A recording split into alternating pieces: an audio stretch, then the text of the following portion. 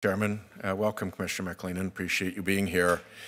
I'd like to explore something that you said, I think both to the press and to Congress, about the importance of, and I'm using your words here, solving the issues in our legal framework that are inviting these families and children to make this dangerous journey.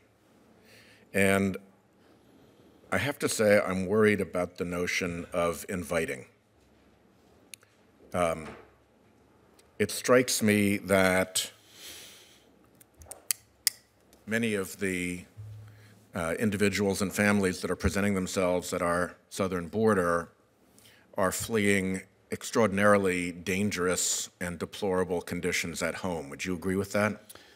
I think that poverty, food insecurity are the top two reasons that we're encountering. Gang danger? We do see violence and gang activity in some areas. The situation was worse in the 90s. It was worse in the first 7 years of this decade than it is today. The murder rate is down in all three Northern Triangle countries. But certainly there are factors in those countries that are driving people to seek a better opportunity and a better life.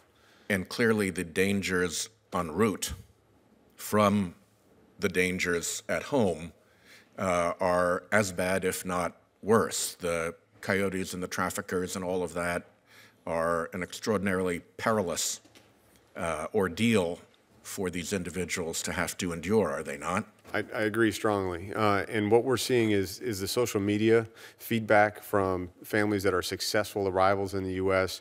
That image of success to someone who knows someone in a community is more powerful than any warnings we can provide on the dangers of the journey. Yeah. I heard that firsthand in the Western Highlands of Guatemala meeting with community leaders. So here's my concern about what was meant by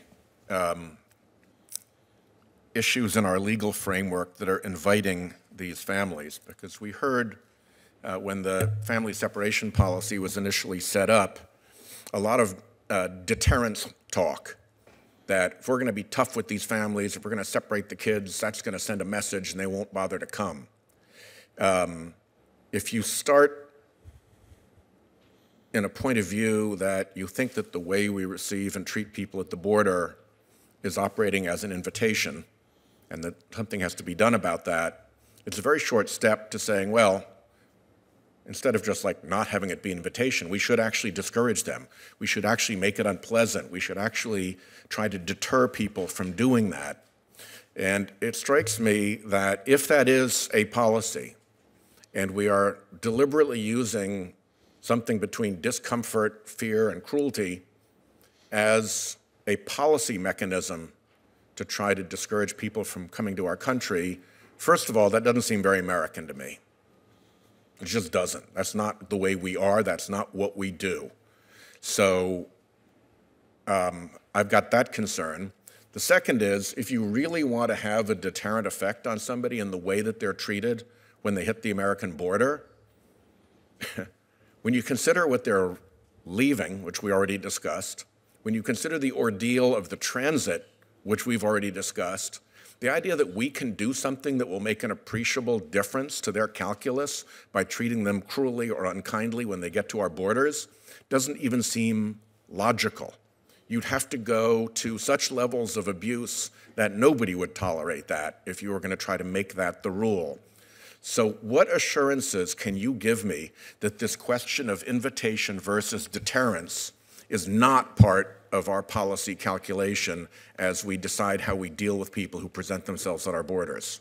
I can assure you unequivocally that the way you've described deterrence is absolutely not part of our policy, nor any part of a law enforcement discussion at CBP or elsewhere in DHS that I'm aware of. That is absolutely not the goal, to deter through harsh treatment, to summarize your points. So what we do have, though, is a situation where there is no enforcement of the law. What do I mean by inviting? What do you mean when you said inviting? I mean that by telling families in Central America, and this is also interpreted even more aggressively through smugglers in the messaging, that if they come to the U.S. now, they'll be released immediately and allowed to stay. You're inviting them to try. That's what I mean.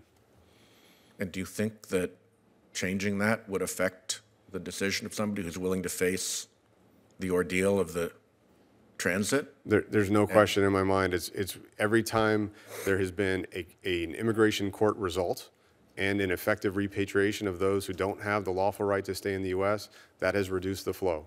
I can show you the data from the 2014 surge that President Obama's team responded to by holding families through court proceedings and returning them, and how quickly that dropped off. So you're talking about repatriation as the signal back, as opposed to mistreatment or absence of care or cruelty or family separation at the border as the signal? Yes. Okay.